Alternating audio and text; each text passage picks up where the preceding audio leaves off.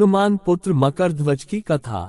पवन पुत्र हनुमान बाल ब्रह्मचारी थे, लेकिन मकरध्वज को उनका पुत्र कहा जाता है। ये कथा उसी मकरध्वज की है।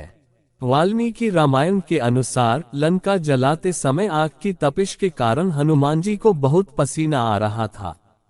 इसलिए लंका दहन के बाद जब उन्होंने अपनी पूंछ में लगी आग को बुझाने के लिए समुद्र में छलांग लगाई तो उनके शरीर से पसीने के एक बड़ी सी बूंद समुद्र में गिर पड़ी।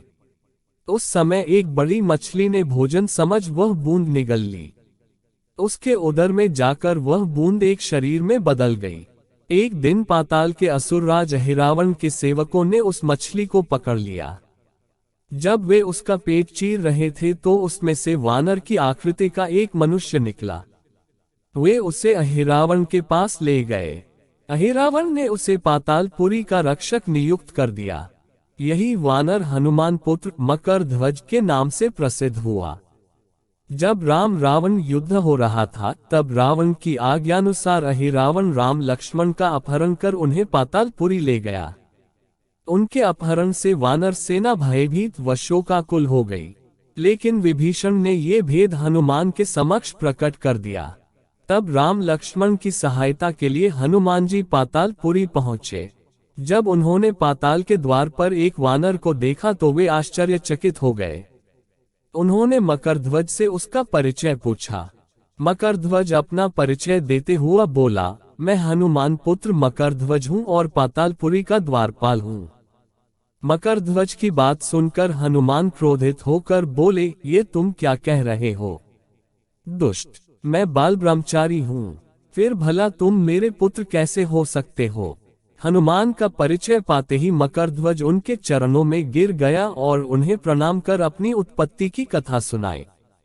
हनुमान जी ने भी मान लिया कि वह उनका ही पुत्र है, लेकिन ये कहकर कि वे अभी अपने श्रीराम और लक्ष्मण को लेने आए हैं। जैसे ही द्वार की ओर बढ़े वैसे ही मकरध्वज उनका मार्ग रोकते हुए बोला, पिताश्री, ये सत्य है कि मैं आपका पुत्र हूँ, लेकिन अभी मैं अपने स्वामी की सेवा में हूँ, इसलिए आप अंदर नहीं जा सकते।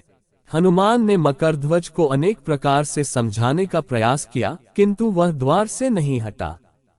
तब दोनों में घोर युद्ध शुरू हो गया। देखते ही देखते हनुमान जी उसे अपनी पूंछ में बांधकर पाताल में प्रवेश कर गए।